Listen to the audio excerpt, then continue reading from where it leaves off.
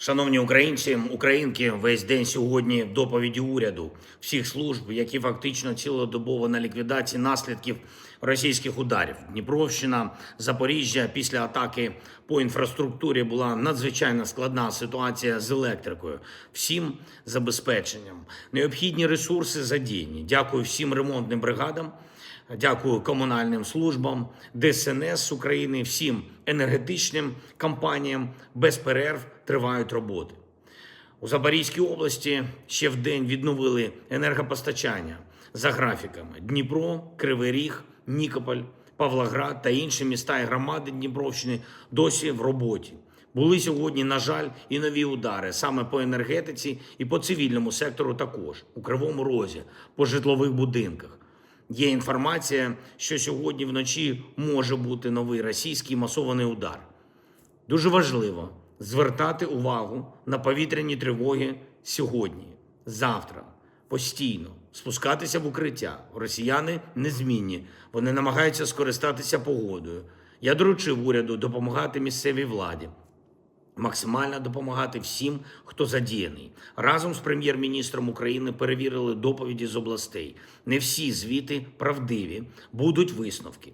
Відправив у Дніпро віце-прем'єра з відновлення, щоб особисто контролював роботи і оперативно вирішував питання з допомогою. Максимум робиться, щоб відновити постачання. Також в різних наших регіонах значно погіршились погодні умови.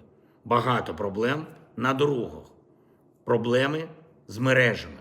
Фактично, це надзвичайний режим для всіх служб. І домовились з прем'єр-міністром України, що уряд підготує рішення на час таких погодних умов цими днями, щоб забезпечити можливість для некритичних установ, звичайних офісів, залишати людей вдома. Також у взаємодії з місцевою владою мають бути визначені параметри роботи шкіл у таких умовах на цьому тижні та на наступному.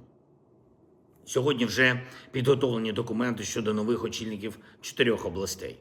Я підписав ці укази. Найближчим часом керівники будуть представлені.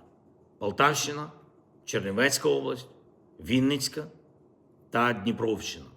На Тернопільську область кандидатуру сьогодні також погодили. І загалом кадрові рішення ми продовжимо. Я говорив з Рустемом Умєровим, переговорна команда повертається в Україну. Я очікую на доповідь з усіма деталями, включно з тими, які не можна обговорювати телефоном. Були різні формати зустрічі із американською командою, і з європейською командою. Угода про гарантії безпеки з Америкою, ми вважаємо, готова до підписання на найвищому рівні.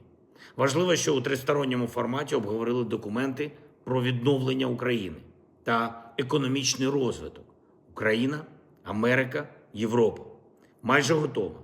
Дуже предметно попрацювали по основному політичному документу і з нашого боку повний конструктив. Американська команда має отримати відповідь від Росії, на що готові там та чи дійсно можуть закінчити війну. Ми вважаємо, що тільки тиск це вирішить. Тиск на Росію. І тільки, якщо буде достатньо. Зараз Росія більшу ставку робить на зиму, ніж на дипломатію, на балістику проти нашої енергетики, а не на роботу з Америкою та домовленості з президентом Трампом. Це треба змінювати. Змінювати саме тиском на Росію та підтримкою України. Дякую всім, хто сприймає ситуацію саме так. Дякую всім, хто з нами, хто з нашим народом, хто з Україною. Дякую всім, хто допомагає нашим людям. Слава Україні!